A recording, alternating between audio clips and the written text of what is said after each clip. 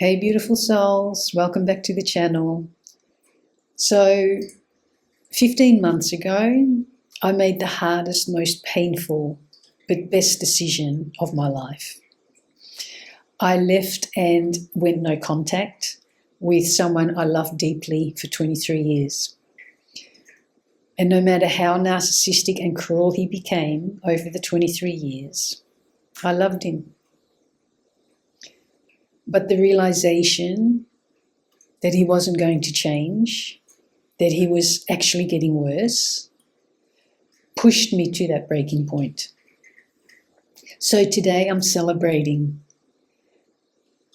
I'm celebrating not just time, but my courage, my determination, my strength and my resilience, my transformation and my life.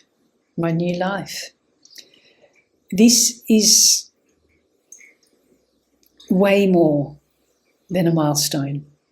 It is proof that life goes on, but now it goes on without shame, without blame, without guilt, without apology or second guessing myself. I can breathe again, calmly, quietly confident, standing in my integrity, and I can love again. Nothing to prove and no one to appease. I don't have to wake each morning wondering what mood he'll be in or with the fear of being abandoned. And for those new here, welcome. My name is Annemarie. I'm a Neuro-Transformational Life Coach, Hypnotherapist and guide. A spiritual guide. I'm here to validate and support those navigating narcissistic and toxic relationships. So the really hard, deep work I continue to do to realign myself with spiritual truth has been such a challenge. But it has me feeling protected and semi-whole again. I'm not completely whole yet, but I'm well on my way. If I compare myself to where I was this time 12 months ago, I realise just how far I've actually come and what I've actually managed to achieve in the process. So I want to share with you the possibility and the beauty of healing from narcissistic abuse, and that you can love, laugh, and live again. So let's talk about this. If you've ever been in a narcissistic relationship, and no doubt if you're watching this video, then you have, you know it's not just about emotional and mental manipulation. It goes way, way deeper, way more damaging. It's a slow erosion of self.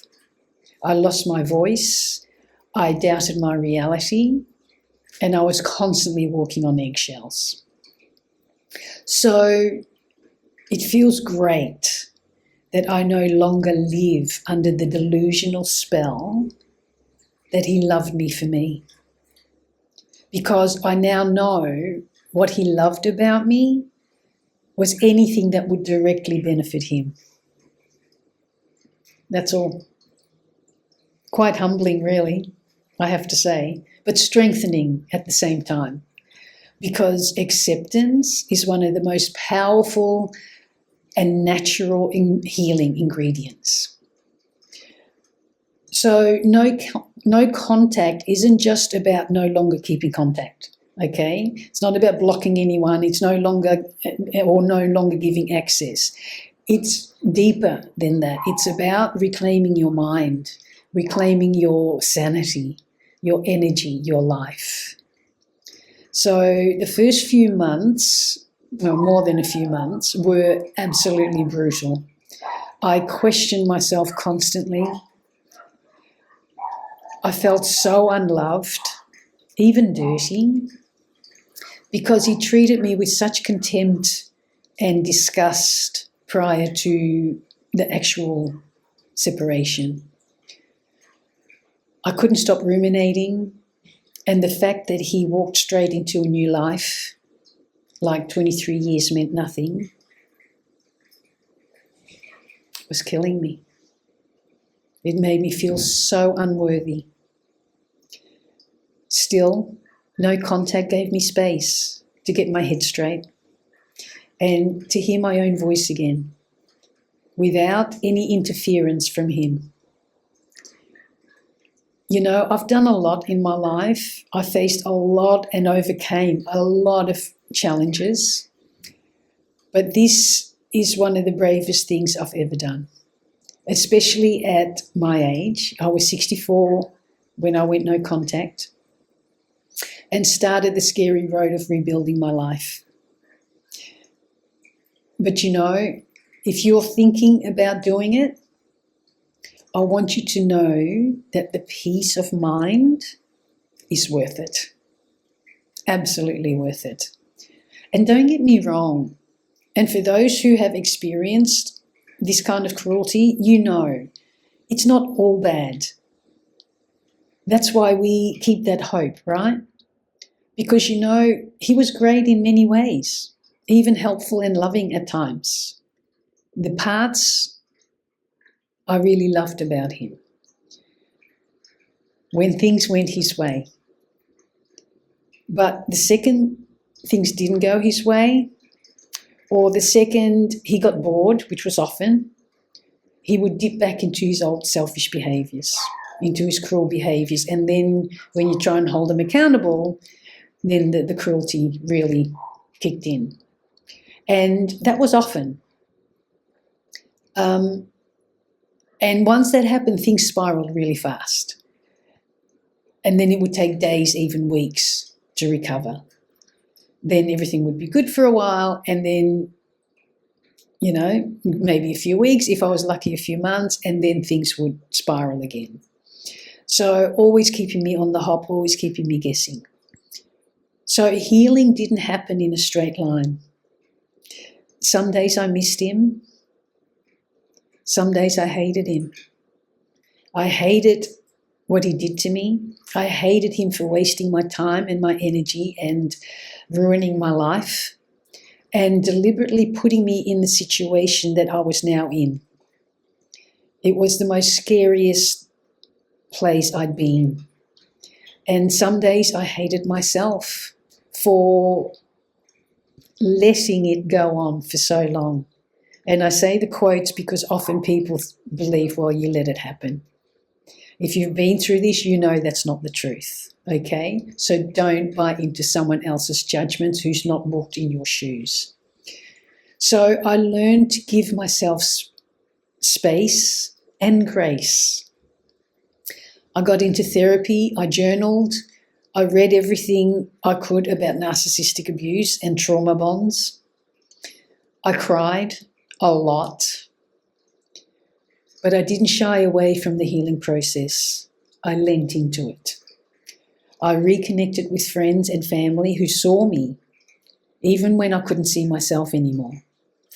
I started celebrating small wins, a full night's sleep, a day here and there without anxiety or anger or sadness. I started celebrating feeling peace, even for just 5 minutes. That's healing. It's not a sudden transformation.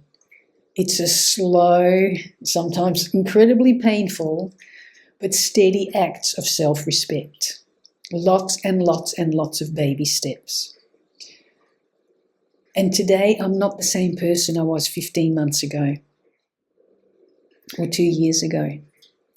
And yes, I've had to rebuild, and I'm still rebuilding. But I am now coming from a place of wisdom and self-respect. And I give myself permission now to step away from any dishonesty, because you recognize the red flags a lot earlier. I've learned that I am valuable, my energy is precious, and my peace is non-negotiable. I've started doing things I had forgotten that I loved, like dancing, traveling, creating, just being me without apology or fear. Reclaiming your power doesn't mean shouting it from the rooftops. It means knowing deep down your worth, that you are worth so much more than the breadcrumbs that they sprinkle to keep you hooked. It means knowing you are a high value being and they lost the best thing in their life and they now have no access to you any longer. That's reclaiming your power. It's not aggressive, it's not forceful, it's gentle and it's loving. And so if you're watching this and you're still in the fog, I want you to know you're not crazy, you're not alone, and when you're ready, know that you can get out. That there's a path waiting for you that's going to be so much more aligned with your value. And if you've already gone no contact and you're still struggling, that's okay. I still have days that I struggle. I've just learned to not beat myself up over it and realise that's part of the healing. Because the pain doesn't mean you made the wrong decision. It means you were so attached to this person. Also known as a trauma bond. And the letting go and detoxing from something toxic is painful. But it's healing. So celebrate your strength, even if it's just one day here and there. It counts, okay? Every moment you choose yourself, you win. 15 months no contact, and I look back just how far I've actually come. And I'm free. And I'm here to help you to do the same. So thank you for holding space with me today. If you're on your own healing journey, I'd love to hear about it in the comments. Let's create a space where survivors empower survivors to bloom, no matter where they are planted. And don't forget to like, subscribe, and share. Share this with someone who needs it. Okay, because your story matters. You matter. And so to finish up, I want to say to you, get healing on that deep spiritual level because you deserve it. And because that's what 2025 is all about. 2025 adds up to a universal 9. And a universal 9 is all about exposure, completions, endings and transformation. It's the year to see firsthand where people are spiritually at and what they believe in.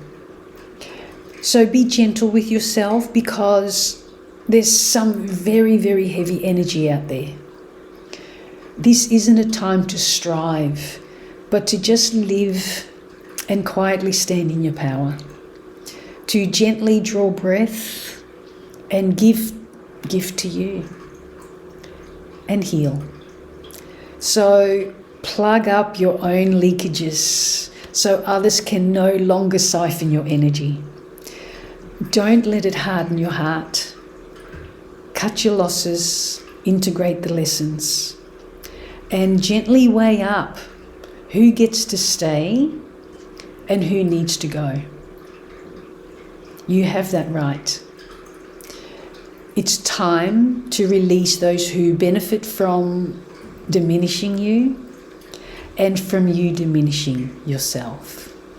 So thank you once again for all your love and support and for just being here with me today. And until next time, as always, lots and lots and lots of love from my heart to you.